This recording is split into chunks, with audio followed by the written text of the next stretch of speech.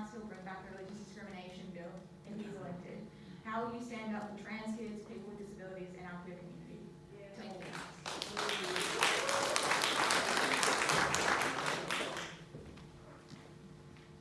Trans rights are human rights, and we oppose this religious discrimination thing. That's really just a get back at people, at LGBTQI people as a way of getting back for winning marriage equality.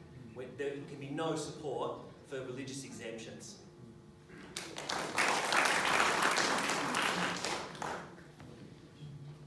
The religious discrimination bill, as Andrew said, was constructed purely as a weapon to be used against LGBTIQ people in this country.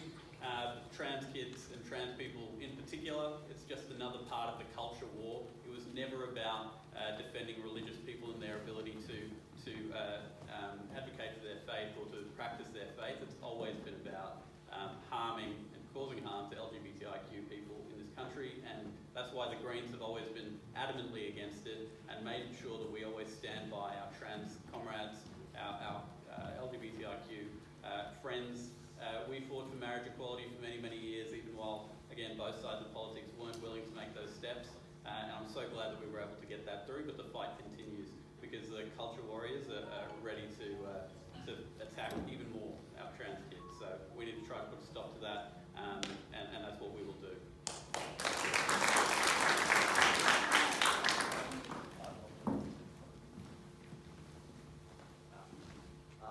I support religious freedom.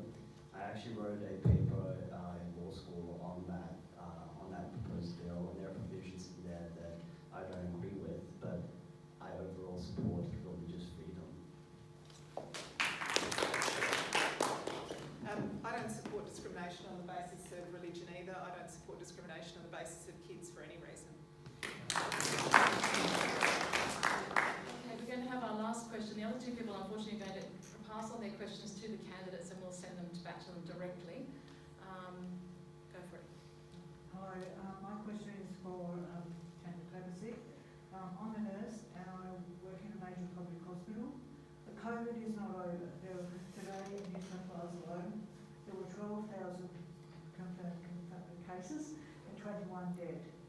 COVID is ripping through healthcare workers.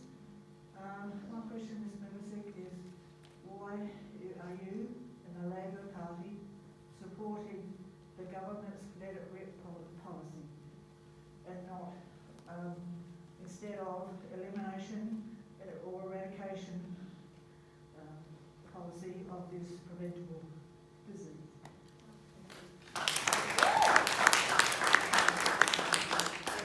Thank you, and thank you for your work. I really do appreciate what you and your colleagues are doing to look after us and keep us safe.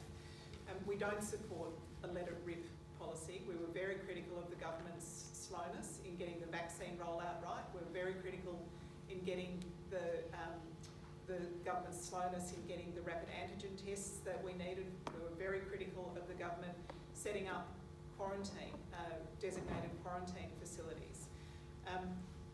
I think if you talk about an elimination strategy though, that is a very different thing. That then we are looking at lockdowns that go for who knows how long and restrictions that it's very difficult to continue to ask people to abide by. So I don't mean to disrespect your experience. I absolutely understand when you are working at the front line that you must be exhausted and devastated by what you're seeing.